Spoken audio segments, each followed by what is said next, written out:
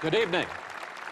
Let me be the last person to welcome you to tonight's debate and also the last person to lecture you on why it's so important to be quiet. Let me, as a show of hands, how many of you have been to a general election debate between the two presidential nominees? Raise your hands. Wow. Okay, so you know the drill, and those of you who don't, I'm going to repeat the drill. It's really important. I know in some of the primary debates, and I participated in some of them, people would hoot and holler, and that wasn't necessarily bad, but this is different. One of these two people, 3 weeks from yesterday, is going to be the next president of the United States. It's very important for them to be able to make their case. It's very important for the millions of people who are going to be watching out there to be able to listen to them make their case. I'm sure in the course of the evening, you're going to hear your candidate say something absolutely wonderful, and you're going to want to cheer. Don't. I'm sure in the course of the next hour and a half, you're going to hear the other person, the other candidate, say something that you don't like. You want to make some noise. Don't. Just remember, you're not a participant here. You're a guest. So I'm going to sit here and get ready at 3 o'clock sharp. We're going to see, you're going to hear in the back there on the platforms all the networks beginning to do their coverage. 30 seconds before I'll give you notice that we're going to start, we'll introduce the candidates. Applause then. At the end of the debate, you can applaud all you want, but in the meantime, silence, please, blessed silence.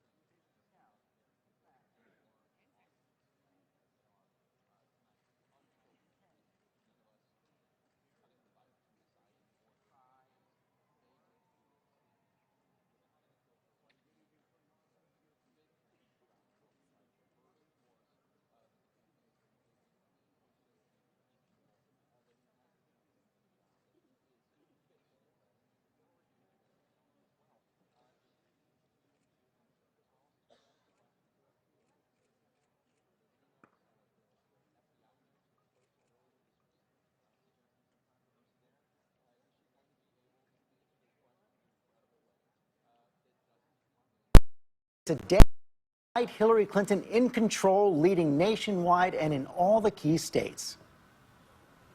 George, Donald Trump walks onto that stage tonight, a candidate with nothing to lose. He says he's unshackled. His critics say he's unhinged, but the bottom line is this is his last big chance to change the course of this campaign. And if he cannot do that, he could be headed not just towards a loss on November 8th, but a big, embarrassing defeat. And Tom Yamas, you've been with Donald Trump from the very start. If the last few days are an indication, we are about to see a fiery performance.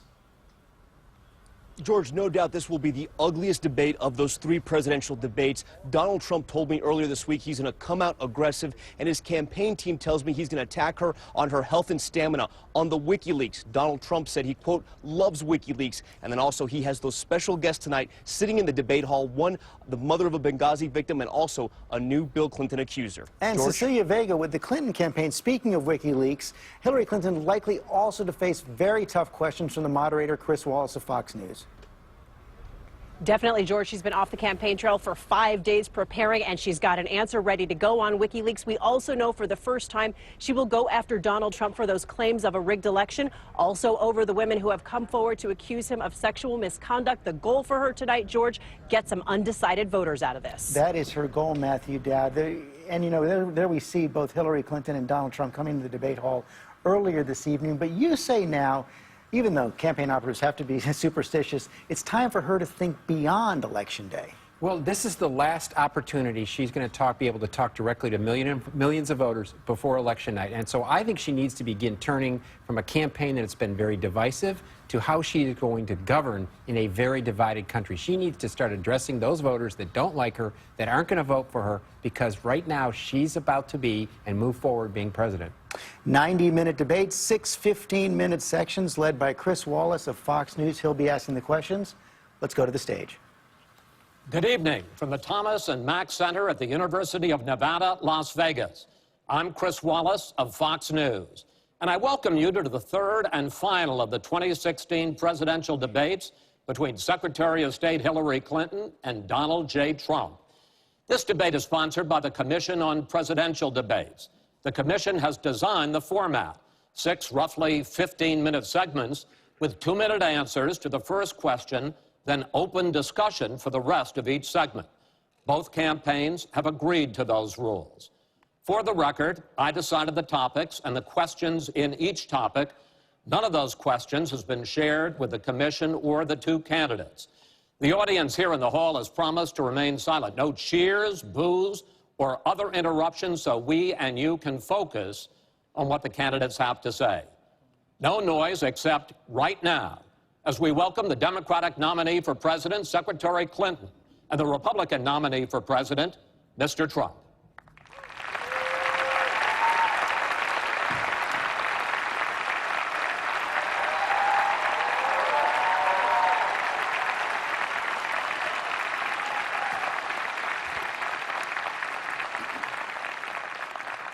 Secretary Clinton, Mr. Trump, welcome. Let's get right to it. The first topic is the Supreme Court. You both talked briefly about the court in the last debate, but I want to drill down on this because the next president will almost certainly have at least 1 appointment and likely or possibly 2 or 3 appointments, which means that you will, in effect, determine the balance of the court for what could be the next quarter century. First of all, where do you want to see the court take the country? And secondly, what's your view on how the Constitution should be interpreted? Do the founders' words mean what they say, or is it a living document to be applied flexibly according to changing circumstances? In this segment, Secretary Clinton, you go first. You have 2 minutes. Thank you very much, Chris, and thanks to UNLV for hosting us. You know, I think when we talk about the Supreme Court, it really raises the central issue in this election. Namely, what kind of country are we going to be? What kind of opportunities will we provide for our citizens? What kind of rights will Americans have? And I feel strongly that the Supreme Court needs to stand on the side of the American people, not on the side of the powerful, corporations, and the wealthy. For me, that means that we need a Supreme Court that will stand up on behalf of women's rights, on behalf of the rights of the LGBT community, that will stand up and say no to Citizens United, a decision that has undermined the election system in our country because of the way it permits dark, unaccountable money to come into our electoral system. I have major disagreements with my opponent about these issues and others that will be before the Supreme Court. But I feel that at this point in our country's history, it is important that we not reverse marriage equality, that we not reverse Roe v. Wade, that we stand up against Citizens United, we stand up for the rights of people in the workplace, that we stand up and basically say the Supreme Court should represent all of us. That's how I see the court, and the kind of people that I would be looking to nominate to the court would be in the great tradition of standing up to the powerful, standing up on behalf of our rights as Americans. And I look forward to having that opportunity. I would hope that the Senate would do its job and confirm the nominee that President Obama has sent to them. That's the way the Constitution fundamentally should operate. The President nominates, and then the Senate advises and consents or not, but they go forward with the process. Secretary Clinton, thank you. Mr. Trump, same question. Where do you want to see the court take the country, and how do you believe the Constitution should be interpreted? Well, first of all, it's great to be with you, and thank you, everybody. The Supreme Court, it's what it's all about. Our country is it's just so imperative that we have the right justices. Something happened recently where Justice Ginsburg made some very, very inappropriate statements toward me and toward a tremendous number of people, many, many millions of people that I represent. And she was forced to apologize, and apologize she did. But these were statements that should never, ever have been made. We need a Supreme Court that, in my opinion, is going to uphold the Second Amendment and all amendments, but the Second Amendment, which is under absolute siege. I believe if my opponent should win this race, which I truly don't think will happen, we will have a Second Amendment which will be a very, very small replica of what it is right now. But I feel that it's absolutely important that we uphold because of the fact that it is under such trauma. I feel that the justices that I am going to appoint, and I've named 20 of them, the justices that I'm going to appoint will be pro-life. They will have a conservative bent. They will be protecting the Second Amendment. They are great scholars in all cases, and they're people of tremendous respect. They will interpret the Constitution the way the founders wanted it interpreted, and I believe that's very, very important. I don't think we should have justices appointed that decide what they want to hear. It's all about the Constitution and so important, the Constitution the way it was meant to be. And those are the people that I will appoint.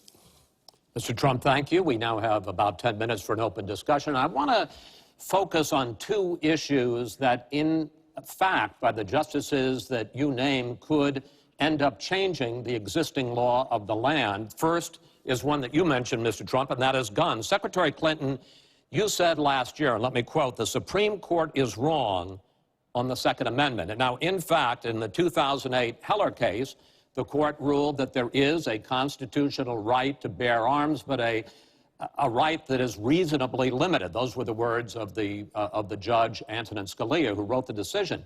What's wrong with that?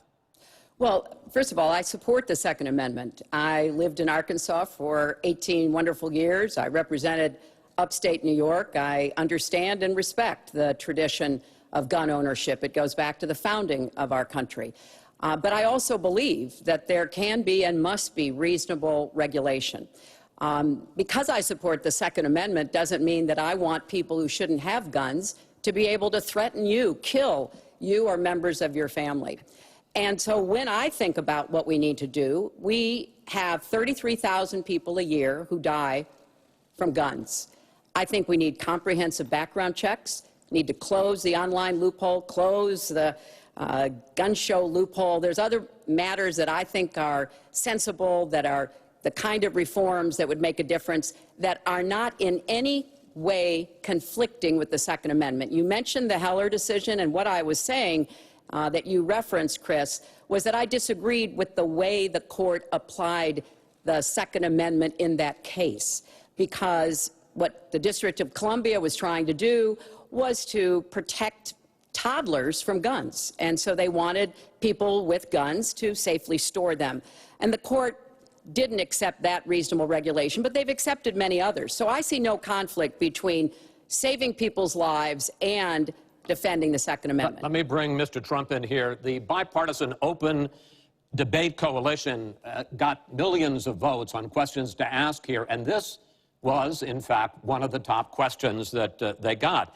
How will you ensure the Second Amendment is protected? You just heard Secretary Clinton's answer. Does she persuade you that while you may disagree on regulation, that in fact she supports a Second Amendment right to bear arms? Well, the D.C. versus Heller decision was very strongly, and she was extremely angry about it. I watched. I mean, she was very, very angry when upheld. And Justice Scalia was so involved, and it was a well-crafted decision. But Hillary was extremely upset, extremely angry, and people that believe in the Second Amendment and believe in it very strongly were very upset with what she had to say. Well, let me bring in Secretary Clinton. Were you extremely upset?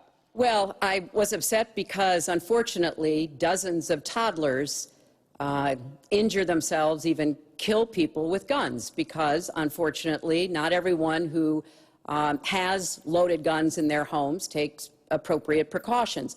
But there's no doubt that I respect the Second Amendment, that I also believe there's an individual right to bear arms.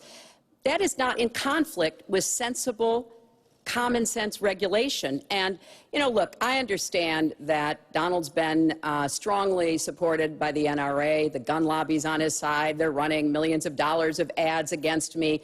And I regret that, because what I would like to see is for people to come together and say, of course, we're going to protect and defend the Second Amendment, but we're going to do it in a way that tries to save some of these 33,000 lives that we lose every year. Let me bring Mr. Trump back into that, because, in fact, you oppose any limits on assault weapons, any limits on high-capacity magazines. You support a national right-to-carry law.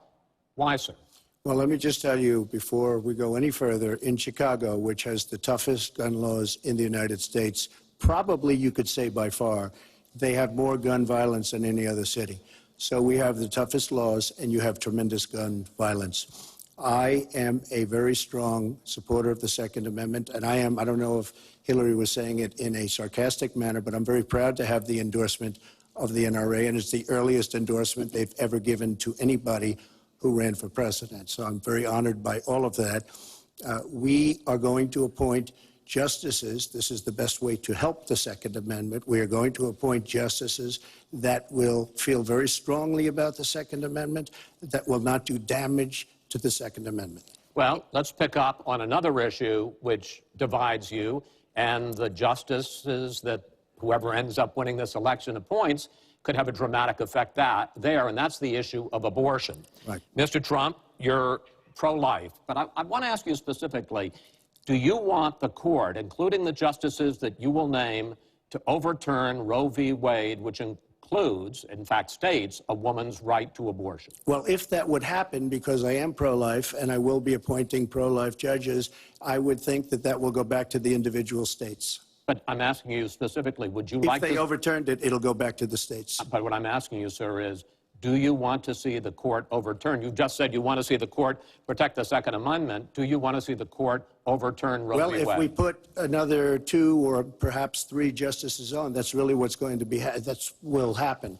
And that'll happen automatically, in my opinion, because I am putting pro-life justices on the court. I will say this, it will go back to the states, and the states will then make a determination.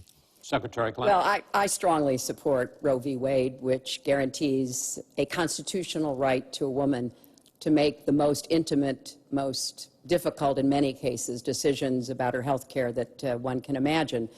And in this case, it's not only about Roe v. Wade. It is about what's happening right now in America. So many states are putting very stringent regulations on women that block them from exercising that choice, to the extent that they are defunding Planned Parenthood, which, of course, provides all kinds of cancer screenings and other benefits for women in our country. Donald has said he's in favor of defunding Planned Parenthood. He even supported shutting the government down to defund Planned Parenthood. I will defend Planned Parenthood. I will defend Roe v. Wade, and I will defend women's rights to make their own health care decisions. And we have come too far to have that turn back now. And indeed, he said women should be punished, that there should be some form of punishment for women who obtain abortions. And I could just not be more opposed to that kind of thinking. I'm going to give you a chance to respond, but I want to ask you, Secretary Clinton, I want to explore how far you believe the right to abortion goes. You have been quoted as saying that the fetus has no constitutional rights. You also voted against a ban on late-term partial birth abortions. Why? Because Roe v. Wade very clearly sets out that there can be regulations on abortion so long as the life and the health of the mother are taken into account. And when I voted as a senator, I did not think that that was the case. The kinds of cases that fall at the end of pregnancy are often the most heartbreaking, painful decisions for families to make. I have met with women who, toward the end of their pregnancy, get the worst news one could get, that their health is in jeopardy if they continue to carry to term, or that something terrible has happened or just been discovered about the pregnancy. I do not think the United States government should be stepping in and making those most personal of decisions. So you can regulate if you are doing so with the life and the health of the mother taken into account. Mr. Trump, your reaction, and particularly on this issue of late-term partial birth Well, abortion. I think it's terrible. If you go with what Hillary is saying, in the 9th month, you can take the baby and rip the baby out of the womb of the mother just prior to the birth of the baby. Now, you can say that that's okay, and Hillary can say that that's okay, but it's not okay with me. Because based on what she's saying and based on where she's going and where she's been, you can take the baby and rip the baby out of the womb in the 9th month on the final day. And that's not acceptable. Well, that is not what happens in these cases. And using that kind of scare rhetoric is just terribly unfortunate. You should meet with some of the women that I've met with, women I've known over the course of my life. This is one of the worst possible choices that any woman and her family has to make. And I do not believe the government should be making it. You know, I've had the great honor of traveling across the world on behalf of our country. I've been to countries where governments either forced women to have abortions, like they used to do in China, or forced women to bear children, like they used to do in Romania. And I can tell you the government has no business in the decisions that women make with their families in accordance with their faith, with medical advice, and I will stand up for that right. All right. But just briefly, I want to move on to another honestly, segment. Nobody has business doing what I just said, doing that as late as 1 or 2 or 3 or 4 days prior to birth. Nobody has that. All right. Let's move on to the subject of immigration. And there is almost no issue that separates the two of you more than the issue of immigration. Actually, there are a lot of issues that separate the two of you. Mr. Trump, you want to build a wall. Secretary Clinton, you have offered no specific plan for how you want to secure our southern border. Mr. Trump, you are calling for major deportations. Secretary Clinton, you say that within your first 100 days as president, you're going to offer a package that includes a pathway to citizenship. The question really is, why are you right and your opponent wrong? Mr. Trump, you go first in this segment. You have 2 minutes. Well, first of all, she wants to give amnesty, which is a disaster and very unfair to all of the people that are waiting in line for many, many years. We need strong borders. In the audience tonight, we have 4 mothers of, I mean, these are unbelievable people that I've gotten to know over a period of years whose children have been killed, brutally killed by people that came into the country illegally. You have thousands of mothers and fathers and relatives all over the country. They're coming in illegally. Drugs are pouring in through the border. We have no country if we have no border. Hillary wants to give amnesty. She wants to have open borders. The border secure, as you know, the Border Patrol agents, 16,500 plus ICE last week, endorsed me. First time they've ever endorsed a candidate. It means their job is tougher, but they know what's going on. They know it better than anybody. They want strong borders. They feel we have to have strong borders. I was up in New Hampshire the other day. The biggest complaint they have, it's with all of the problems going on in the world, many of the problems caused by Hillary Clinton and by Barack Obama, all of the problems, their single biggest problem is heroin that pours across our southern borders, just pouring and destroying their youth. It's poisoning the blood of their youth and plenty of other people. We have to have strong borders. We have to keep the drugs out of our country. Right now, we're getting the drugs, they're getting the cash.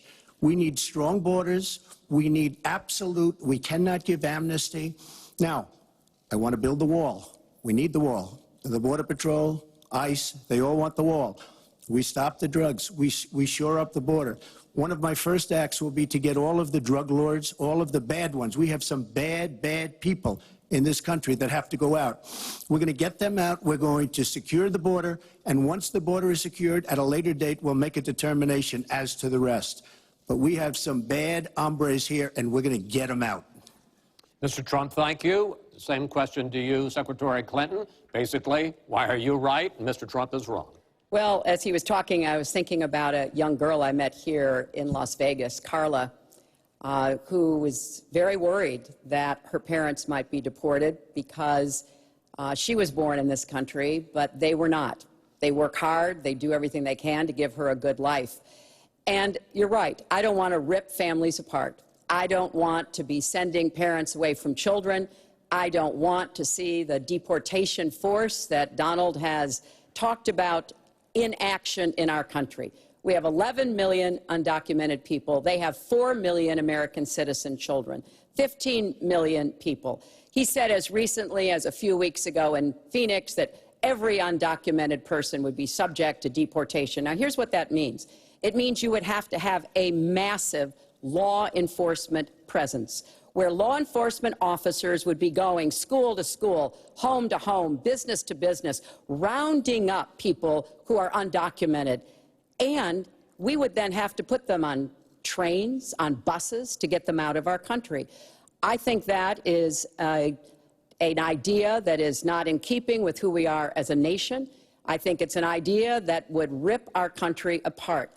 I have been for border security for years. I voted for border security in the United States Senate. And my comprehensive immigration reform plan, of course, includes border security. But I want to put our resources where I think they're most needed, getting rid of any violent person, anybody who should be deported, we should deport them. When it comes to the wall that Donald talks about building, he went to Mexico, he had a meeting with the Mexican president, didn't even raise it, he choked, and then got into a Twitter war because the Mexican president said, we're not paying for that wall. So I think we are both a nation of immigrants and we are a nation of laws, and that we can act accordingly. And that's why I'm introducing comprehensive immigration reform within the first 100 days with a path to citizenship. Thank you, Secretary Clinton. I want to follow up. I think I should respond to that. First of all, I had a very good meeting with the president of Mexico, very nice man. We will be doing very much better with Mexico on trade deals, believe me. The NAFTA deal signed by her husband is one of the worst deals ever made of any kind, signed by anybody. It's a disaster. Hillary Clinton wanted the wall. Hillary Clinton fought for the wall in 2006 or thereabouts. Now, she never gets anything done, so naturally the wall wasn't built. But Hillary Clinton wanted the wall. Well, let me. We are a country of laws. And by the way, no, wait. I'd like to hear from. I'd like to hear from Secretary Clinton. I voted for border security, and there are some limited places where that was appropriate. There also is necessarily going to be new technology and how best to deploy that. But it is clear when you look at what Donald has been proposing. He started his campaign bashing immigrants, calling Mexican immigrants rapists and criminals and drug dealers, that he has a very different view about what we should do to deal with immigrants. Now, what I am also arguing is that bringing undocumented immigrants out from the shadows, putting them into the formal economy will be good, because then employers can't exploit them and undercut Americans' wages. And Donald knows a lot about this. He used undocumented labor to build the Trump Tower. He underpaid undocumented workers, and when they complained, he basically said what a lot of employers do. You complain, I'll get you deported. I want to get everybody out of the shadows, get the economy working, and not let employers like Donald exploit undocumented workers, which hurts them but also hurts American workers. Mr. Trump. President Obama has moved millions of people out. Nobody knows about it. Nobody talks about it. But under Obama, millions of people have been moved out of this country. They've been deported. She doesn't want to say that, but that's what's happened, and that's what's happened big league. As far as moving these people out and moving, we either have a country or we don't. We're a country of laws. We either have a border or we don't. Now, you can come back in and you can become a citizen, but it's very unfair. We have millions of people that did it the right way. They're online, they're waiting. We're going to speed up the process, big league, because it's very inefficient. But they're online and they're waiting to become citizens. Very unfair that somebody runs across the border, becomes a citizen. Under her plan, you have open borders. You would have a disaster on trade, and you will have a disaster with your open borders. But what she doesn't say is that President Obama has deported millions and millions of people just the way it is. Secretary Clinton, I want to... we will not have open borders. Well, that is a rank mischaracterization. Secretary Clinton. We will have secure borders, but we will also have reform. And this used to be a bipartisan issue. Ronald Reagan was the last president to sign immigration reform, and George W. Bush supported it as well. Secretary Clinton, I want to clear up your position on this issue, because in a speech you gave to a Brazilian bank for which you were paid $225,000, we've learned from the WikiLeaks that you said this, and I want to quote, "My dream is a hemispheric common market with open trade and open borders." So that's the question. That's the question. Please quiet, everybody. Is that your dream, open borders? Well, if you went on to read the rest of the sentence, I was talking about energy. You know, we trade more energy with our neighbors than we trade with the rest of the world combined. And I do want us to have an electric grid, an energy system that crosses borders. I think that will be a great benefit to us.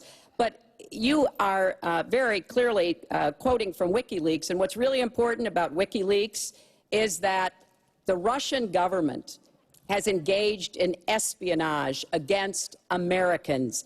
They have hacked American websites, American accounts of private people, of institutions. Then they have given that information to WikiLeaks for the purpose of putting it on the internet.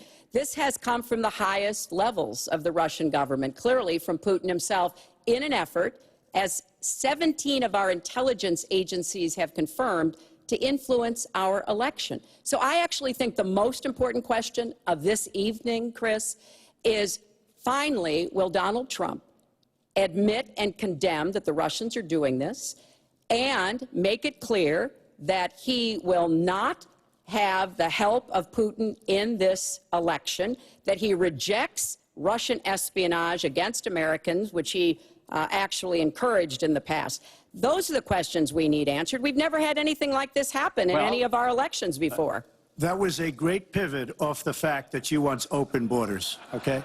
How did we get onto Putin? Hold on. No. Wait. Hold on, folks, because this is going to end up getting out of control. Let's try to keep it quiet for the candidates and for the American people. So just to finish on the borders. Yes. She wants open borders. People are going to pour into our country. People are going to come in from Syria. She wants 550% more people than Barack Obama. And he has thousands and thousands of people. They have no idea where they come from. And you see, we are going to stop radical Islamic terrorism in this country. She won't even mention the words, and neither will President Obama. So I just want to tell you, she wants open borders. Now we can talk about Putin. I don't know Putin. He said nice things about me. If we got along well, that would be good. If Russia and the United States got along well and went after ISIS, that would be good. He has no respect for her. He has no respect for our president. And I'll tell you what, we're in very serious trouble because we have a country with tremendous numbers of nuclear warheads, 1,800, by the way, where they expanded and we didn't. 1,800 nuclear warheads. And she's playing chicken.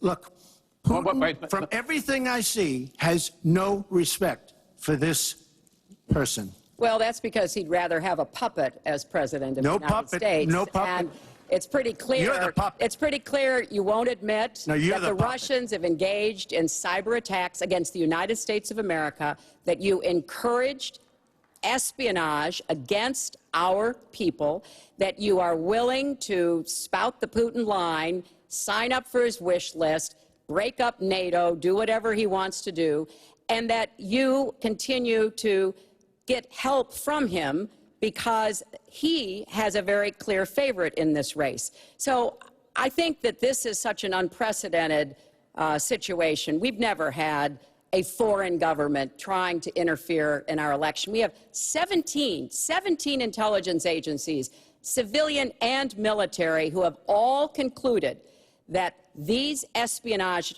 attacks, these cyber attacks, come from the highest levels of the Kremlin, and they are designed to influence our election.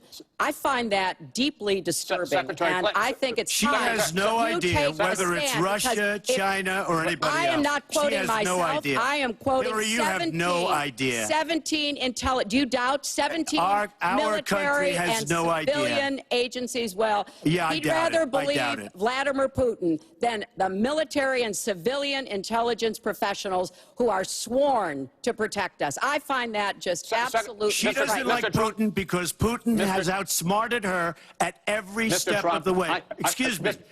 Putin has outsmarted her in Syria. He's outsmarted her every step of the way. I do get to ask some questions. Yes, that's And I would fine. like to ask you this direct question. The top national security officials of this country do believe that Russia has been behind these hacks. Even if you don't know for sure whether they are, do you condemn any interference by Russia in the American election? By Russia or anybody else? You condemn their interference? Of course I condemn. Of course I can. I don't know Putin. I have no idea. I never met Putin. This is not my best friend. But if the United States got along with Russia, wouldn't be so bad. Let me tell you, Putin has outsmarted her and Obama at every single step of the way. Whether it's Syria, you name it, missiles. Take a look at the startup that they signed. The Russians have said, according to many, many reports, I can't believe they allowed us to do this. They create warheads and we can't. The Russians can't believe it. She has been outsmarted by Putin, and all you have to do is look at the Middle East. They've taken over. We've spent $6 trillion. They've taken over the Middle East. She has been outsmarted and outplayed worse than anybody I've ever seen in any government whatsoever. We're a long way away from immigration, but I'm going to let you finish this topic. Well, you got about 45 seconds. Yeah, and she always will be. I find it ironic that he's raising nuclear weapons. This is a person who has been very cavalier, even casual, about the use of nuclear weapons. He's advocated more countries getting them, Japan, Korea, even Saudi Arabia.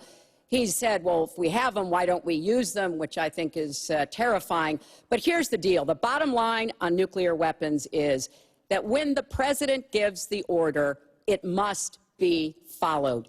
There's about 4 minutes between the order being given and the people responsible for launching nuclear weapons to do so. And that's why 10 people who have had that awesome responsibility have come out and in an unprecedented way said they would not trust Donald Trump with the nuclear codes or to have his finger on the nuclear button. I have 200 generals and admirals, 21 endorsing me, 21 Congressional Medal of Honor recipients. As far as Japan and other countries, we are being ripped off by everybody in the world. We're defending other countries. We are spending a fortune doing it. They have the bargain of the century. All I said is we have to renegotiate these agreements because our country cannot afford to defend Saudi Arabia, Japan, Germany, South Korea, and many other places. We cannot continue to afford. She took that as saying nuclear weapons. Look. She's been proven to be a liar on so many different ways. This is just another lie. Well, I'm just quoting you when there's you were no asked quote. about You're not going to find a quote from me. Nuclear competition in Asia. You said, you know, go ahead, enjoy yourselves, folks. That kind and defend of language, yourselves. And defend yourselves. I didn't say nuclear. And defend yourself. The United States has kept the peace through our alliances. Donald wants to tear up our alliances. I think it makes the world safer, and frankly, it makes the United States safer. I would work with our allies in Asia, in Europe, in the Middle East, and elsewhere. That's the only way we're going to be able to keep the peace. We are going to move on to the next topic, which is the economy, and I hope we handle that as well as we did immigration. You also have very different ideas about how to get the economy growing faster. Secretary Clinton, in your plan, government plays a big role. You see more government spending, more entitlements, more tax credits, more tax penalties. Mr. Trump, you want to get government out with lower taxes and less regulation. Yes. We're going to drill down into this a little bit more, but in this overview, please explain to me why you believe that your plan will create more jobs and growth for this country and your opponent's plan will not. In this round, you go first, Secretary Clinton. Well, I think when the middle class thrives, America thrives. And so my plan is based on growing the economy, giving middle class families many more opportunities. I want us to have the biggest jobs program since World War II, jobs in infrastructure and advanced manufacturing. I think we can compete with high-wage countries, and I believe we should. New jobs and clean energy, not only to fight climate change, which is a serious problem, but to create new opportunities and new businesses. I want us to do more to help small business. That's where 2/3 of the new jobs are going to come from. I want us to raise the national minimum wage because people who live in poverty should not, who work full-time should not still be in poverty. And I sure do want to make sure women get equal pay for the work we do. I feel strongly that we have to have an education system that starts with preschool and goes through college. That's why I want more technical education in high schools and in community colleges, real apprenticeships to prepare young people for the jobs of the future. I want to make college debt-free, and for families making less than $125,000, you will not get a tuition bill from a public college or university if the plan that I worked on with Bernie Sanders is enacted. And we're going to work hard to make sure that it is, because we are going to go where the money is. Most of the gains in the last years since the Great Recession have gone to the very top. So we are going to have the wealthy pay their fair share. We're going to have corporations make a contribution greater than they are now to our country.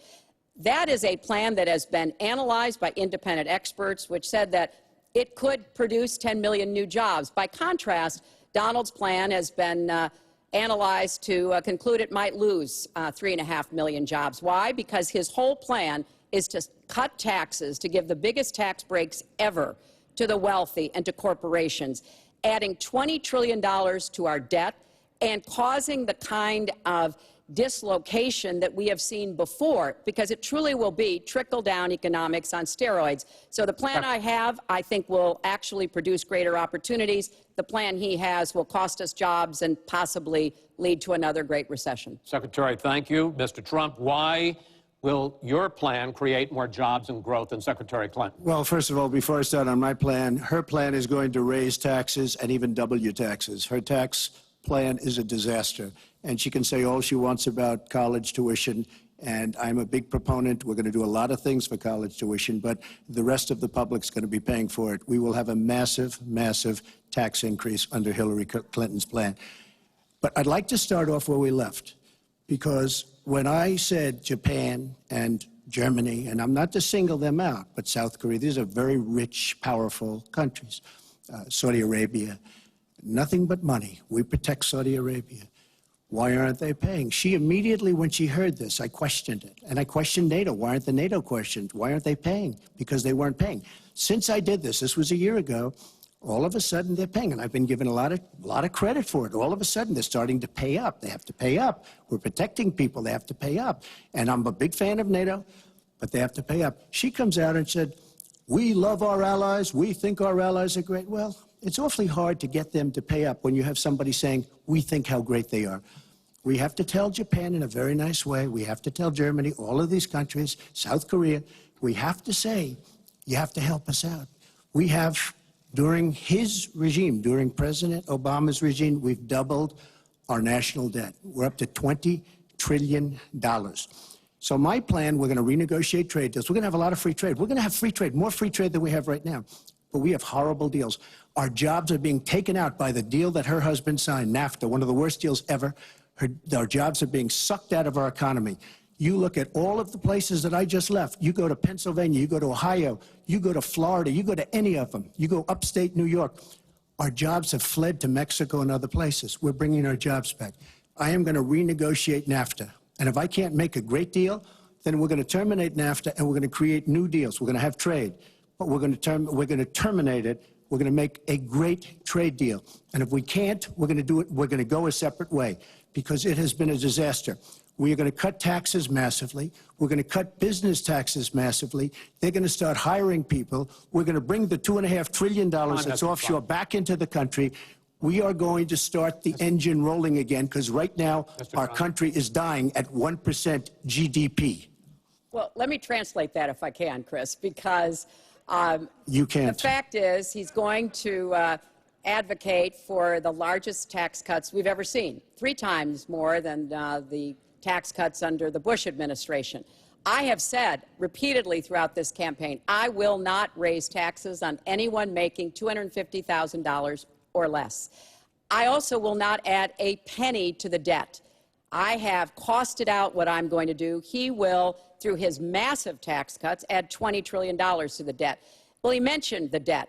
We know how to get control of the debt. When my husband was president, we went from a $300 billion deficit to a $200 billion surplus, and we were actually on the path to eliminating the national debt. When President Obama came into office, he inherited the worst economic disaster since the Great Depression. He has cut the deficit by 2/3. So, yes, one of the ways you go after the debt, one of the ways you create jobs is by investing in people. So I do have investments in new jobs, investments in education, skill training, and the opportunities for people to get ahead and stay ahead. That's the kind of approach that will work. Cutting taxes on the wealthy, we've tried that. It has not worked the way that it has been promised. Secretary Clinton, I want to pursue your plan because in many ways it is similar to the Obama stimulus plan in 2009, which has led to the slowest GDP growth since 1949. Correct. Thank you, sir. You told me in July when we spoke that the problem is that President Obama didn't get to do enough in what he was trying to do with this stimulus. So is your plan basically even more of the Obama stimulus? Well, it's a combination, Chris. And let me say that when you inherit the level of economic catastrophe that President Obama inherited, it was a real touch-and-go situation. I was in the Senate before I became Secretary of State. I've never seen people as physically distraught as the Bush administration team was because of what was happening to the economy. I personally believe that the steps that President Obama took saved the economy. He doesn't get the credit he deserves for taking some very hard positions. But it was a terrible recession. So now we've dug ourselves out of it. We're standing, but we're not yet running. So what I am proposing is that we invest from the middle out and the ground up, not the top down. That is not going to work. That's why what I have put forward doesn't add a penny to the debt, but it is the kind of approach that will enable more people to take those new jobs, higher paying jobs. We're beginning to see some increase in incomes, and we certainly have had a long string of increasing jobs. We've got to do more to get the whole economy moving, and that's what I believe I will be able to do. Mr. Trump, even conservative economists who have looked at your plan say that the numbers don't add up, that your idea, and you've talked about 25 million jobs created, 4% over a 10-year period growth, is unrealistic. And they say, you talk a lot about growing the energy industry, they say with oil prices as low as they are right now, that's unrealistic as well. Your response? So I just left some high representatives of India. They're growing at 8%. China is growing at 7%, and that for them is a catastrophically low number. We are growing. Our last report came out, and it's right around the 1% level, and I think it's going down. Last week, as you know, at the end of last week, they came out with an anemic jobs report, a terrible jobs report. In fact, I said, is that the last jobs report before the election? Because if it is, I should win easily. It was so bad. The report was so bad. Look, our country is stagnant. We've lost our jobs. We've lost our businesses. We're not making things anymore, relatively speaking. Our product is pouring in from China, pouring in from Vietnam, pouring in from all over the world. I've visited so many communities. This has been such an incredible education for me, Chris. I've gotten to know so many. I've developed so many friends over the last year, and they cry when they see what's happened. I passed factories that were thriving 20, 25 years ago, and because of the bill that her husband signed and she blessed 100%, it is just horrible what's happened to these people in these communities. Now, she can say that her husband did well, but boy, did they suffer as NAFTA kicked in, because it didn't really kick in very much, but it kicked in after they left. Boy, did they suffer. That was one of the worst things that's ever been signed by our country. Now she wants to sign Trans-Pacific Partnership, and she wants it. She lied when she said she didn't call it the gold standard in one of the debates. She totally lied. She did call it the gold standard, and they actually fact-checked, and they said I was right. I was so honored. I want to give you a chance to briefly speak to that, and then I want to pivot to 1/6 of the economy, which is Obamacare. But go ahead, briefly. First, let me say, number one, when I saw the final agreement for TPP, I said I was against it. It didn't meet my tests. I've had the same tests. Does it create jobs, raise incomes, and further our national security? I'm against it now. I'll be against it after the election. I'll be against it when I'm president. There's only one of us on this stage who's actually shipped jobs to Mexico, because that's Donald. He's shipped jobs to 12 countries, including Mexico. But he mentioned China. And, you know, one of the biggest problems we have with China is the illegal dumping of steel and aluminum into our markets. I have fought against that as a senator. I've stood up against it as Secretary of State. Donald has bought Chinese steel and aluminum. In fact, the Trump hotel right here in Las Vegas was made with Chinese steel. So he goes around with crocodile tears about how terrible it is, but he has given jobs to Chinese steel workers, not American steel workers. Mr. Trump? That's the kind of approach that is just not going to work. We're going to pull the country together. We're going to have trade agreements that we enforce. That's why I'm going to have a trade prosecutor for the first time in history, and we're going to enforce those agreements, and we're going to look for businesses to help us by buying American products. I ask a simple question. She's been doing this for 30 years. Why the hell didn't you do it over the last 15, 20 years? You were very much involved. Excuse me, my turn. You were very much involved in every aspect of this country, very much. And you do have experience. I'd say the one thing you have over me is experience, but it's bad experience because what you've done has turned out badly. For 30 years, you've been in a position to help. And if you say that I use steel or I use something else, I make it impossible for me to do that. I wouldn't mind. The problem is you talk, but you don't get anything done, Hillary. You don't. Just like when you ran the State Department, $6 billion was missing. How do you miss $6 billion? You ran the State Department. $6 billion was either stolen, they don't know. It's gone. $6 billion.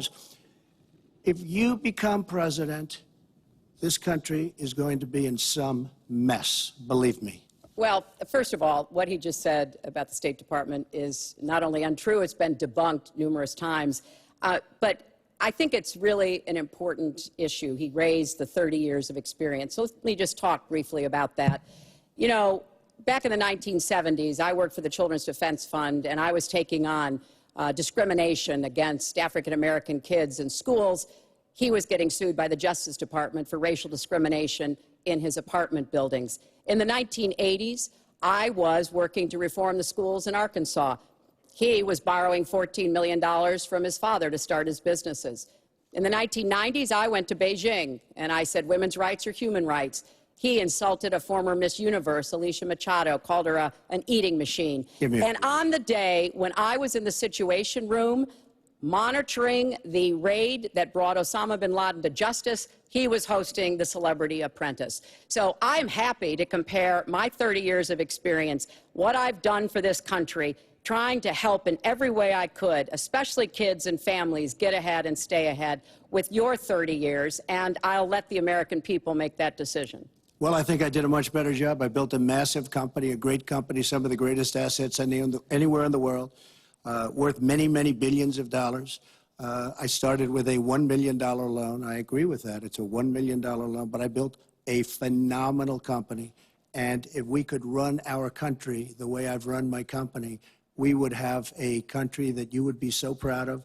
You would even be proud of it. And frankly, when you look at her real record, take a look at Syria, take a look at the migration, take a look at Libya, take a look at Iraq. She gave us ISIS because her and Obama created this huge vacuum. And a small group came out of that huge vacuum because we should have never been in Iraq, but once we were there, we should have never got out the way they wanted to get out. She gave us ISIS as sure as you are sitting there. And what happened is now ISIS is in 32 countries. And now I listen how she's going to get rid of ISIS. She's going to get rid of nobody. All right, we are going to get to foreign hotspots in a few moments, but the next segment is fitness to be president of the United States. Mr. Trump, at the last debate, you said your talk about grabbing women was just that, talk, and that you'd never actually done it. And since then, as we all know, 9 women have come forward and said that you either groped them or kissed them without their consent. Why would so many different women from so many different circumstances over so many different years, why would they all in this last couple of weeks make up, you deny this, why would they all make up these stories? And since this is a question for both of you, Secretary Clinton, Mr. Trump says what your husband did and that you defended was even worse. Mr. Trump, you go first. Well, first of all, those stories have been largely debunked. Those people, I don't know those people. I have a feeling how they came. I believe it was her campaign that did it. Just like if you look at what came out today on the clips, where I was wondering what happened with my rally in Chicago and other rallies where we had such violence. She's the one in Obama that caused the violence. They hired people, they paid them $1,500, and they're on tape saying, be violent, cause fights, do bad things. I would say the only way, because those stories are all totally false, I have to say that. And I didn't even apologize to my wife, who's sitting right here, because I didn't do anything. I didn't know any of these women. I didn't see these women. These women, the woman on the plane, the woman, I think they want either fame or her campaign did it. And I think it's her campaign, because when I saw what they did, which is a criminal act, by the way, where they're telling people to go out and start fistfights and start violence. And I'll tell you what, in particular in Chicago, people were hurt and people could have been killed in that riot. And that was now all on tape, started by her. I believe, Chris, that she got these people to step forward. If it wasn't, they get their 10 minutes of fame. But they were all totally, it was all fiction. It was lies and it was fiction. Well, Secretary Clinton. At the last debate, we heard Donald talking about what he did to women. And after that, a number of women have come forward saying that's exactly what he did to them. Now, what was his response? Well, he held a number of big rallies where he said that he could not possibly have done those things to those women because they were not attractive enough for I did not them say to be that. assaulted. I did not say that. In fact, he went on to say... Her two minutes, sir, her 2 minutes. But did not say that. It's her 2 minutes. He went on to say, look at her. I don't think so. About another woman, he said, that wouldn't be my first choice. He attacked the woman reporter writing the story, called her disgusting, as he has called a number of women during this campaign. You know, Donald thinks belittling women makes him bigger. He goes after their dignity, their self-worth, and I don't think there is a woman anywhere who doesn't know what that feels like. So we now know what Donald thinks and what he says and how he acts toward women. That's who Donald is. I think it's really up to all of us to demonstrate who we are and who our country is, and to stand up and be very clear about what we expect from our next president, how we want to bring our country together, where we don't want to have the kind of pitting of people one against the other, where instead we celebrate our diversity, we lift people up, and we make our country even greater. America is great because America is good. And it really is up to all of us to make that true now and in the future, and particularly for our children and our grandchildren. Mr. Trump. Nobody has more respect for women than I do. Nobody. Nobody has more respect. Please, everybody. And frankly, those stories have been largely debunked. And I really want to just talk about something slightly different. She mentions this, which is all fiction, all fictionalized, probably or possibly started by her and her very sleazy campaign. But I will tell you, what isn't fictionalized are her emails, where she destroyed 33,000 emails criminally, after getting a subpoena from the United States Congress. What happened to the FBI? I don't know. We have a great general, four-star general, today, you read it in all the papers, going to potentially serve 5 years in jail for lying to the FBI. One lie. She's lied hundreds of times to the people, to Congress, and to the FBI. He's going to probably go to jail. This is a four-star general. And she gets away with it, and she can run for the presidency of the United States. That's really what you should be talking about, not fiction, where somebody wants fame or where they come out of her crooked campaign. Secretary Clinton. Well, every time Donald is pushed on something which is obviously uncomfortable, like what these women are saying, he immediately goes to denying responsibility. And it's not just about women. he never apologizes or says he's sorry for anything. So we know what he has said and what he's done to women. But he also went after a disabled reporter, mocked and mimicked him on national television. He went after Mr. and Mrs. Khan, the parents of a young man who died serving our country, a Gold Star family because of their religion. He went after John McCain, a prisoner of war, said he prefers people who aren't captured. He went after a federal judge, born in Indiana, but who Donald said couldn't be trusted to try the fraud and racketeering case against Trump University because his parents were Mexican. So it's not one thing. This is a pattern of divisiveness, of a very dark and in many ways dangerous vision of our country, where he incites violence, where he applauds people who are pushing and pulling and punching at his rallies. That is not who America is. And I hope that as we move in the last weeks of this campaign, more and more people will understand what's at stake in this election. It really does come down to what kind of country we are going to have. So sad when she talks about violence at my rallies, and she caused the violence. It's on tape.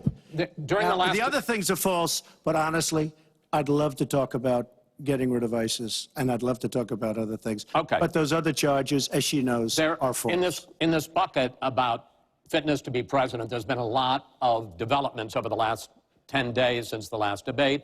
I'd like to ask you about them. These are questions that the American people have. Secretary Clinton, during your 2009 Senate confirmation hearing, you promised to avoid even the appearance of a conflict of interest with your dealing with the Clinton Foundation while you were Secretary of State. But emails show that donors got special access to you. Those seeking grants for Haiti relief were considered separately from non-donors, and some of those donors got government contracts, taxpayer money. Can you really say that you kept your pledge to that Senate committee? And why isn't what happened and what went on between you and the Clinton Foundation, why isn't it what Mr. Trump calls pay to play? Well, everything I did as Secretary of State was in furtherance of our country's interests and our values. The State Department has said that. I think that's been proven. But I am happy. In fact, I'm thrilled to talk about the Clinton Foundation because it is a world-renowned charity. And I am so proud of the work that it does. You know, I could talk for the rest of the debate. I know I don't have the time to do that. But just briefly, the Clinton Foundation made it possible for 11 million people around the world with HIV/AIDS to afford treatment. And that's about half of all the people in the world who are getting treatment. In partnership with the American Health Association, we have made environments in schools healthier for kids, Secretary including Clinton, healthier respectfully, this is an open discussion. Well, it is an open discussion. I understand, and the specific question went to pay for play. Do you want to talk about that? But there is no evidence, but there is a lot of evidence about the very good work and it's a the criminal high enterprise, rankings that and the so many people know it. It's a criminal enterprise.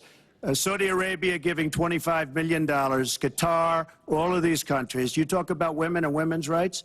So these are people that push gays off buildings.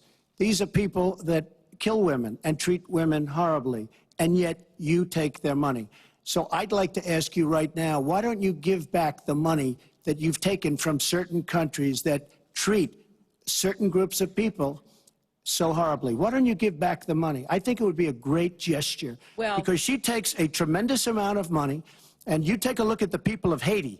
I was at a little Haiti the other day in Florida, and I want to tell you, they hate the Clintons, because what's happened in Haiti with the Clinton Foundation is a disgrace.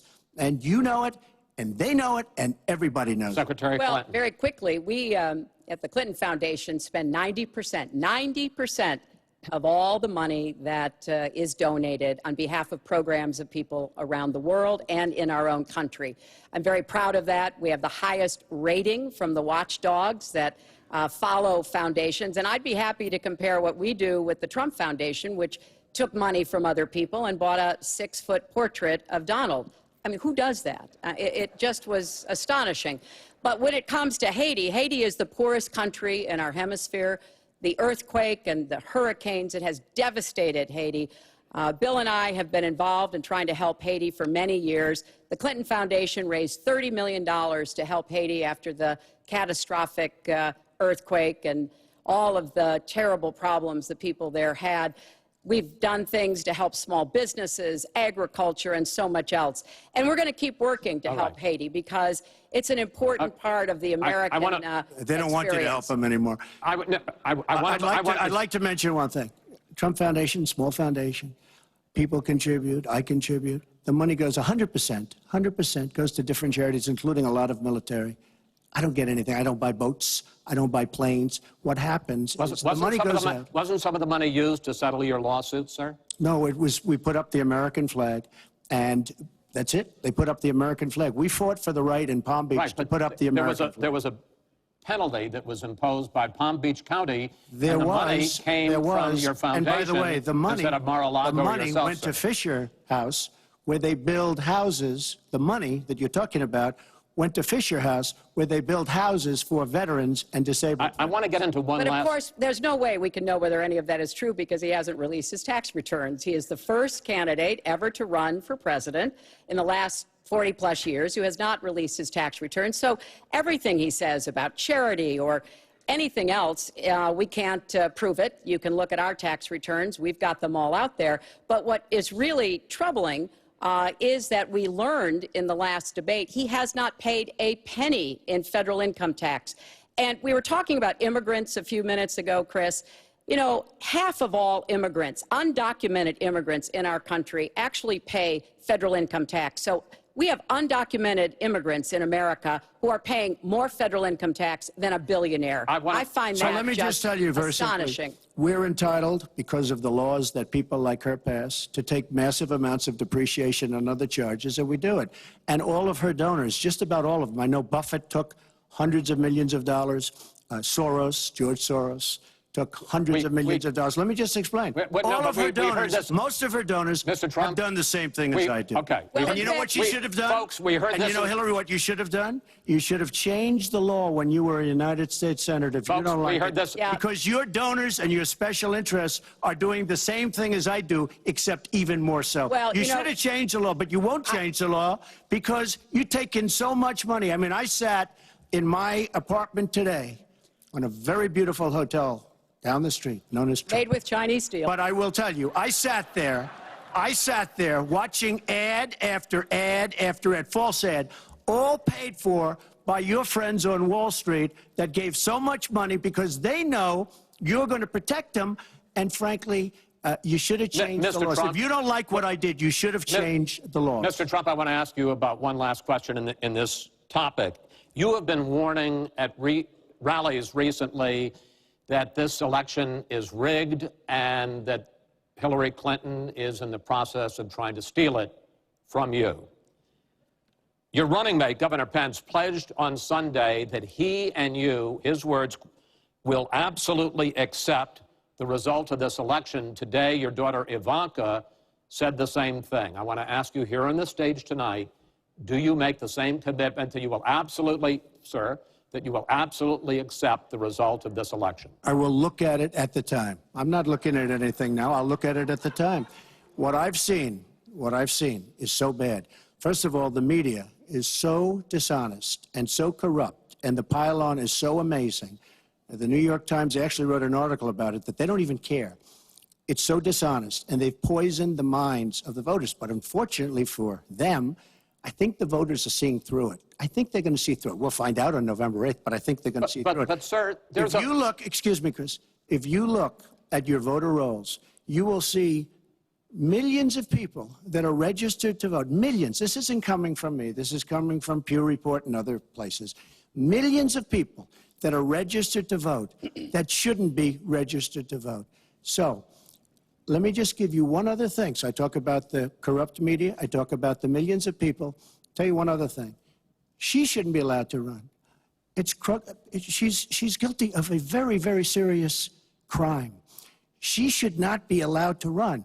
And just in that respect, I say it's rigged. Because she should never, Chris, she should never have been allowed to run for the presidency based on what she did with emails and so many other things. But, sir, there is a tradition in this country. In fact, one of the prides of this country is the peaceful transition of power, and that no matter how hard fought a campaign is, that at the end of the campaign, that the loser concedes to the winner. Not saying that you're necessarily going to be the loser or the winner, but that the loser concedes to the winner and that the country comes together in part for the good of the country. Are you saying you're not prepared now to commit to that principle? What I'm saying is that I will tell you at the time. I'll keep you in suspense. Well, okay? Chris, let me respond to that because that's horrifying. You know, every time Donald thinks things are not going in his direction, he claims whatever it is rigged against him. The FBI conducted a year-long investigation into my emails. They concluded there was no case. He said the FBI was rigged. He lost the Iowa caucus. He lost the Wisconsin primary. He said the Republican primary was rigged against him. Then Trump University gets sued for fraud and racketeering. He claims the court system and the federal judge is rigged against him. There was even a time when he didn't get an Emmy for his TV program 3 years in a row, and he started tweeting that the Emmys were rigged against him. Should have gotten it. This is a mindset. This is how Donald thinks. And it's funny, but it's also really troubling. Okay. You know, that is not the way our democracy works. We've been around for 240 years. We've had free and fair elections. We've accepted the outcomes when we may not have liked them. And that is what must be expected of anyone standing on a debate stage during a general election. You know, President Obama said the other day, when you're whining before the game is even finished, it just shows you're not up to doing the job. And let's be clear about what he is saying and what that means. He is denigrating, he's talking down our democracy. And I, for one, am appalled that somebody who is the nominee of one of our two major parties would take that kind of position. I think what the FBI did and what the Department of Justice did, including meeting with her husband, the Attorney General, in the back of an airplane on the tarmac in Arizona, I think it's disgraceful. I think it's a disgrace. All right. I think we've never had a situation so bad. Hold on, folks. This doesn't do any good for anyone. Let's please continue the debate, and let's move on to the subject of foreign hotspots. The Iraqi offensive to take back Mosul has begun. If they are successful in pushing ISIS out of that city and out of all of Iraq, the question then becomes, what happens the day after? And that's something that whoever of you ends up as president is going to have to confront. Will you put U.S. troops into that vacuum to make sure that ISIS doesn't come back or isn't replaced by something even worse? Secretary Clinton, you go first in this segment. You have 2 minutes. Well, I am encouraged that there is an effort led by the Iraqi army, supported by Kurdish forces, and also given the help and advice from the number of special forces and other Americans on the ground. But I will not support putting American soldiers into Iraq as an occupying force. I don't think that is in our interests, and I don't think that would be smart to do. In fact, Chris, I think that would be a big red flag waving for ISIS to reconstitute itself. The goal here is to take back Mosul. It's going to be a hard fight. I've got no illusions about that. And then continue to press into Syria to begin to take back and move on Raqqa, which is the ISIS headquarters. I am hopeful that the hard work that American military advisors have done will pay off, and that we will see a really successful military operation. But we know we've got lots of work to do. Syria will remain a hotbed of terrorism as long as the civil war, aided and abetted by the Iranians and the Russians, continue. So I have said, look, we need to keep our eye on ISIS. That's why I want to have an intelligence surge that protects us here at home, why we have to go after them from the air, on the ground, online, why we have to make sure here at home we don't let terrorists buy weapons. If you're too dangerous to fly, you're too dangerous to buy a gun.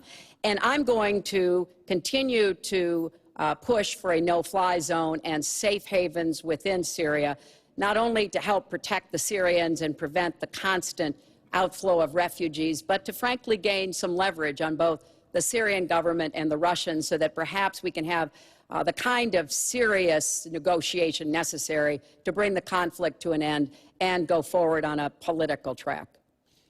Mr. Trump, same question. If we are able to push ISIS out of Mosul and out of Iraq, would you be willing to put U.S. troops in there to prevent their return or something else? Let me tell you, Mosul's so sad. We had Mosul. But when she left, when she took everybody out, we lost Mosul. Now we're fighting again to get Mosul. The problem with Mosul and what they wanted to do is they wanted to get the leaders of ISIS who they felt were in Mosul. About 3 months ago, I started reading that they want to get the leaders, and they're going to attack Mosul. Whatever happened to the element of surprise? Okay? We announced we're going after Mosul. I've been reading about going after Mosul now for about, how long is it, Hillary? 3 months? These people have all left. They've all left. The element of surprise. Douglas, MacArthur, George Patton spinning in their graves when they see the stupidity of our country. So we're now fighting for Mosul that we had. All she had to do is stay there. Now we're going in to get it. But you know who the big winner in Mosul is going to be after we eventually get it? And the only reason they did it is because she's running for the office of president. And they want to look tough. They want to look good. He violated the red line in the sand. And he made so many mistakes, made all mistakes. That's why we have the Great Migration. But she wanted to look good for the election. So they're going in. But who's going to get Mosul, really? We'll take Mosul eventually. By the way, if you look at what's happening, much tougher than they thought. Much, much tougher, much more dangerous, going to be more deaths than they thought. But the leaders that we wanted to get are all gone because they're smart. They said, what do we need this for? So Mosul is going to be a wonderful thing, and Iran should write us a letter of thank you, just like the really stupid, the stupidest deal of all time, a deal that's going to give Iran absolutely nuclear weapons. Iran should write us yet another letter saying thank you very much. Because Iran, as I said many years ago, Iran is taking over Iraq, something they've wanted to do forever, but we've made it so easy for them. So we're now going to take Mosul, and you know who's going to be the beneficiary? Iran. Boy, are they making, I mean, they are outsmarting.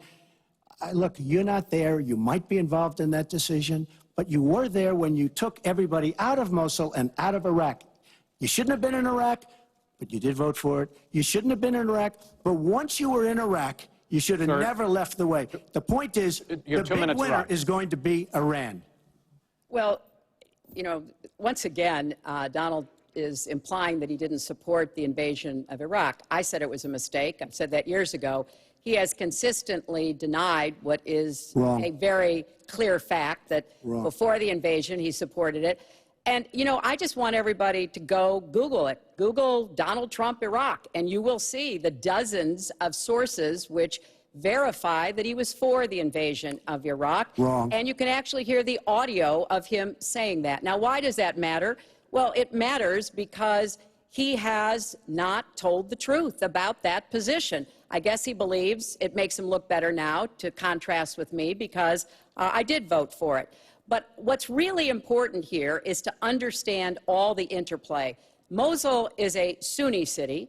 Mosul is on the border of Syria. And yes, we do need to go after Baghdadi, and just like we went after bin Laden while you were doing Celebrity Apprentice, and we brought him to justice. We need to go after the leadership, but we need to get rid of them, get rid of their fighters. They're estimated several thousand fighters in Mosul. They've been digging underground. They've been prepared to defend. It's going to be tough fighting, but I think we can take back Mosul, and then we can move on into Syria and take back Raqqa. This is what we have to do. I'm just amazed that he seems to think that the Iraqi government and our allies and everybody else launched the attack on Mosul to help me in this election. But that's how Donald thinks, you know. He always is looking for some Chris, we don't gain anything. He has all the Iran is taking over Iraq. Secretary Clinton. Iran is taking over Iraq. We don't gain Secretary Clinton. We would have gained if they did it by surprise. Wait. Secretary Clinton, it's an open discussion. We would have gained if they did it by surprise. Secretary, please let Mr. Trump speak. He's unfit, and he proves it every time You are the one that's unfit. You know, WikiLeaks just actually came out. John Podesta said some horrible things about you, and boy, was he right.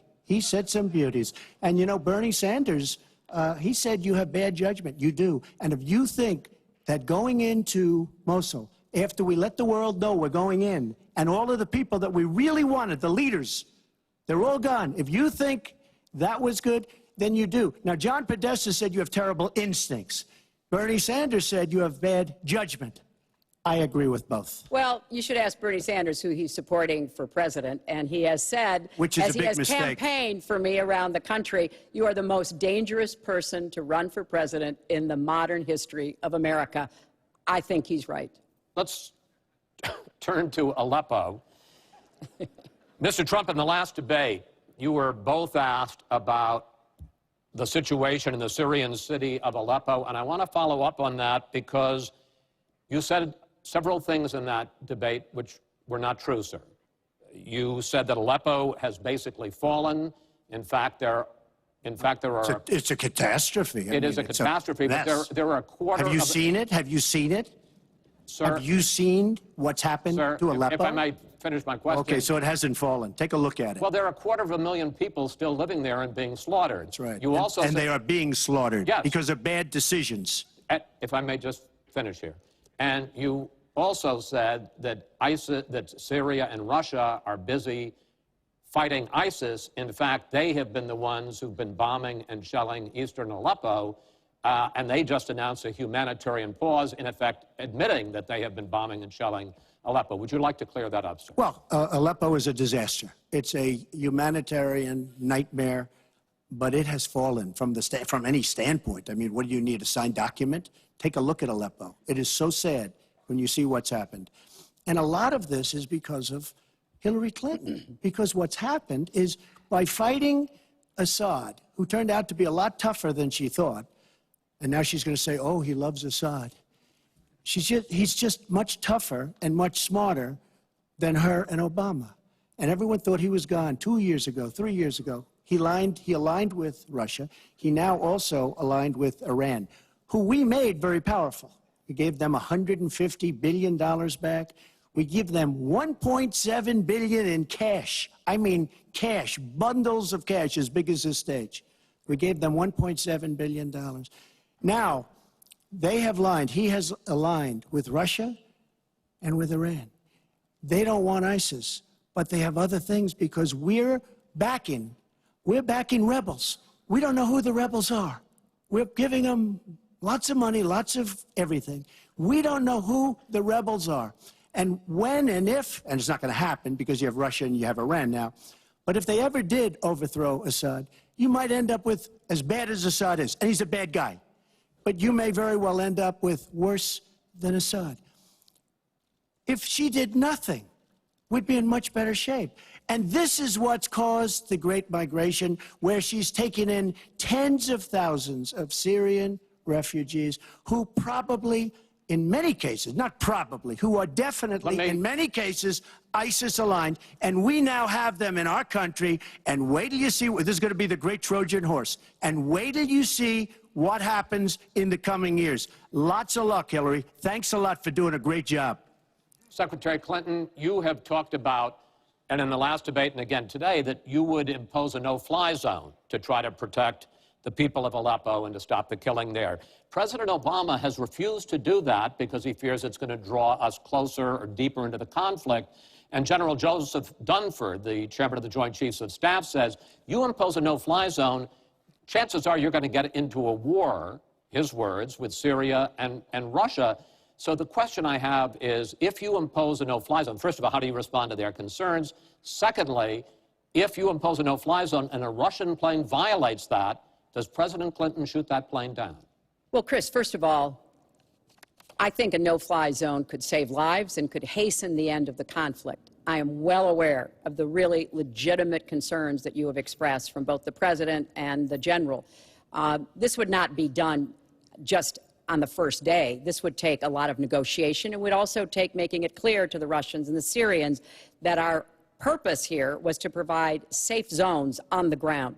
We've had millions of people leave Syria, and those millions of people inside Syria who've been dislocated. So I think we could strike a deal and make it very clear to the Russians and the Syrians that this was something that we believe was in the best interests of the people on the ground in Syria. It would help us with our fight against ISIS. But I want to respond to what Donald said about refugees. He's made these claims repeatedly. I am not going to let anyone into this country who is not vetted, who we do not have confidence in, but I am not going to slam the door on women and children.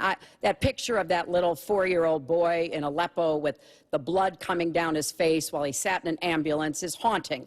And so we are going to do very careful, thorough vetting. That does not solve our internal challenges with ISIS and our need to stop radicalization, to work with American Muslim communities who are on the front lines to identify and prevent attacks. In fact, the killer of the dozens of people at the nightclub in Orlando, the Pulse nightclub, was born in Queens, the same place Donald was born. So let's be clear about what the threat is and how we are best going to be able to meet it. And yes, some of that threat emanates from over in Syria and Iraq, and we've got to keep fighting, and I will defeat ISIS, and some of it is we have to up our game and be much smarter here Folks, at home. I want to get into our final segment. But I just have to, it's Real so quick. ridiculous what she will defeat ISIS. We should have never let ISIS happen in the first place. And right now they're in 32 countries. Okay. You should have never. Wait 1 second. They had a ceasefire 3 weeks ago. A ceasefire, United States, Russia, Syria. And during the ceasefire, Russia took over vast swatches of land. And then they said, we don't want the ceasefire anymore. We are so outplayed on missiles, on ceasefires. They are outplayed. Now, she wasn't there. I assume she had nothing to do with it. But our country is so outplayed by Putin and Assad and, by the way, and by Iran. Nobody can believe how stupid our leadership is. Mr. Trump, Secretary Clinton, no, we need to move on to our final segment, and that is the national debt, which has not been discussed until tonight. Our national debt as a share of the economy, our GDP, is now 77%. That's the highest since just after World War II. But the nonpartisan Committee for a Responsible Federal Budget says, Secretary Clinton, under your plan, debt would rise to 86% of GDP over the next 10 years. Mr. Trump, under your plan, they say it would rise to 105% of GDP over the next 10 years. Question is, why are both of you ignoring this problem? Mr. Trump, you go first. Well, I say they're wrong because I'm going to create tremendous jobs. And we're bringing GDP from really 1%, which is what it is now. And if she got in, it'll be less than 0. But we're bringing it from 1% up to 4%. And I actually think we can go higher than 4%. I think you can go to 5 or 6%. And if we do, you don't have to bother asking your question because we have a tremendous machine. We will have created a tremendous economic machine once again. To do that, we're taking back jobs. We're not going to let our companies be raided by other countries where we lose all our jobs. We don't make our product anymore. It's very sad. But I'm going to create the kind of a country that we were from the standpoint of industry. We used to be there. We've given it up. We've become very, very sloppy. We've had people that are political hacks making the biggest deals in the world, bigger than companies. You take these big companies, these trade deals are far bigger than these companies. And yet we don't use our great leaders, many of whom back me and many of whom back Hillary, I must say. But we don't use those people. Those are the people, these are the greatest negotiators in the world. We have the greatest business people in the world. We have to use them to negotiate our trade deals. We use political hacks. We use people that get the position because they made a campaign contribution. And they're dealing with China and people that are very much smarter than they are. So we have to use our great people. But with that being said, we will create an economic machine, the likes of which we haven't seen in many decades. And people, Chris, will again go back to work, and they'll make a lot of money, and we'll have companies that will grow and expand and start from new. Secretary Clinton. Well, first, when I hear Donald talk like that and know that his slogan is "Make America Great Again," I wonder when he thought America was great. And before he rushes and says, you know, before you and President Obama were there, I think it's important to recognize that he has been criticizing our government for decades. You know, back in 1987, he took out a $100,000 ad in the New York Times during the time when President Reagan was president, and basically said exactly what he just said now, that we were the laughing stock of the world. He was criticizing President Reagan. This is the way Donald thinks about himself, puts himself into, you know, the middle and says, you know, I alone can fix it, as he said on the convention stage. But if you look at the debt, which is the issue you asked about, Chris, I pay for everything I'm proposing. I do not add a penny to the national debt. I take that very seriously because I do think it's one of the issues we've got to come to grips with. So when I talk about how we're going to pay for education, how we're going to invest in infrastructure, how we're going to get the cost of prescription drugs down, and a lot of the other issues that people talk to me about all the time, I've made it very clear we are going where the money is. We are going to ask the wealthy and corporations to pay their fair share. And there is no evidence whatsoever that that will slow down or diminish our growth. In fact, I think just the opposite. We'll have what economists call middle-out growth. We've got to get back to rebuilding the middle class, the families of America. That's where growth will come from. That's why I want to invest in you. I want to invest in your family. And I think that's the smartest way to grow the economy, to make the economy fairer. And we just have a big disagreement about this. It may be because of our experiences. You know, he started off with his dad as a millionaire. I started off with my dad as a small businessman. We've heard this before. I think it's, you know, it's a difference that affects how we see the world and what we want to do with the economy. Time. Thank you, Hillary. Could I just respond? Well, no. Because sir, I did we're running out of disagree with time. Ronald Reagan very strongly on trade. I disagreed with him. We should have been much tougher on trade even then. I've been waiting for years. Nobody does it right. And frankly, now we're going to do it right. All right.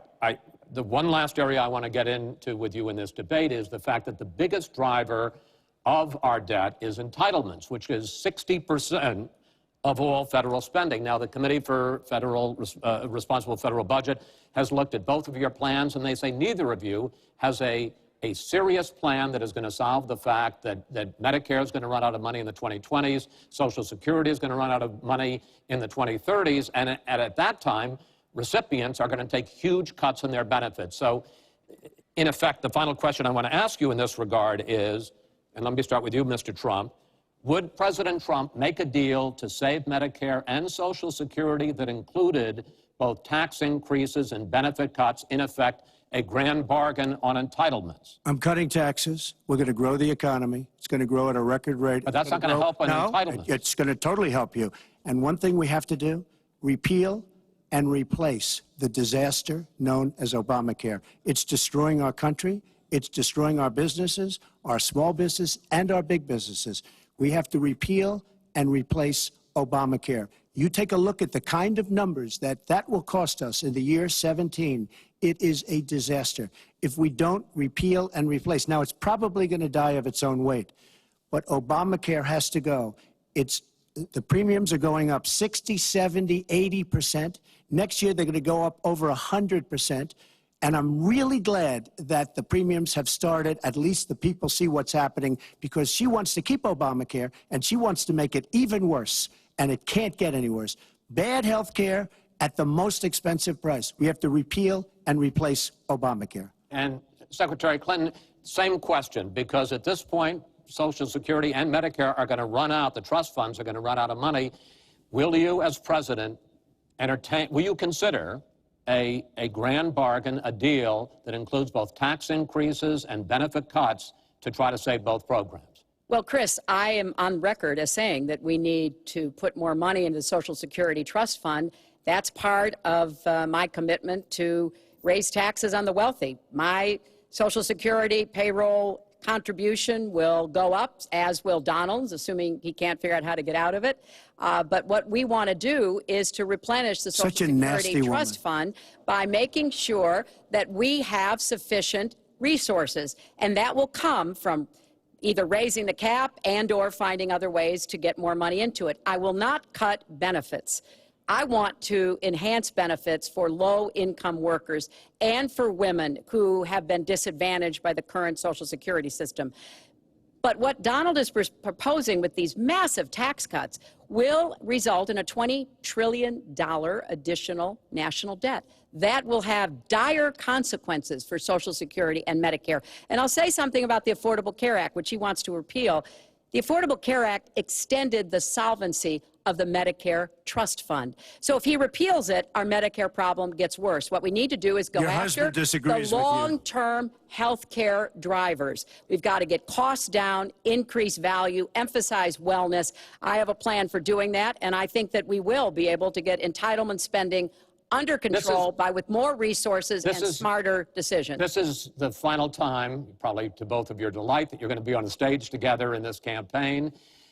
I would like to end it on a positive note. You had not agreed to closing statements, but it seems to me in a funny way that might make it more interesting because you haven't prepared closing statements. So I'd like you each to take it. We're going to put a clock up, a minute, as the final question in the final debate to tell the American people why they should elect you to be the next president. This is another new mini segment. Secretary Clinton, it's your turn to go first. Well, I would like to say to everyone watching tonight that I'm reaching out to all Americans, Democrats, Republicans, and independents, because we need everybody to help make our country what it should be, to grow the economy, to make it fairer, to make it work for everyone. We need your talents, your skills, your commitment, your energy, your ambition. You know, I've been privileged to see the presidency up close, and I know the awesome responsibility of protecting our country and the incredible opportunity of working to try to make life better for all of you. I have made the cause of children and families really my life's work. That's what my mission will be in the presidency. I will stand up for families against powerful interests, against corporations. I will do everything that I can to make sure that you have good jobs with rising incomes, that your kids have good educations from preschool through college. I hope you will give me a chance to serve as your president. Secretary Clinton, thank you. Mr. Trump? She's raising the money from the people she wants to control. Doesn't work that way. But when I started this campaign, I started it very strongly. It's called Make America Great Again. We're going to make America great. We have a depleted military. It has to be helped, has to be fixed. We have the greatest people on earth in our military. We don't take care of our veterans. We take care of illegal immigrants, people that come into the country illegally, better than we take care of our vets. That can't happen. Our policemen and women are disrespected. We need law and order, but we need justice too. Our inner cities are a disaster. You get shot walking to the store. They have no education. They have no jobs. I will do more for African Americans and Latinos than she can ever do in 10 lifetimes. All she's done is talk to the African Americans and to the Latinos. But they get the vote, and then they come back. They say, we'll see you in 4 years. We are going to make America strong again, and we are going to make America great again, and it has to start now. We cannot take 4 more years of Barack Obama, and that's what you get when you get her. Thank you both. Secretary Clinton, hold on just a moment, folks. Secretary Clinton, Mr. Trump, I want to thank you both for participating in all 3 of these debates. That brings to an end this year's debate sponsored by the Commission on Presidential Debates. We want to thank the University of Nevada, Las Vegas, and its students for having us. Now the decision is up to you. While millions have already voted, Election Day, November 8th, is just 20 days away. One thing everyone here can agree on: we hope you will go vote. It is one of the honors and obligations of living in this great country. Thank you, and good night.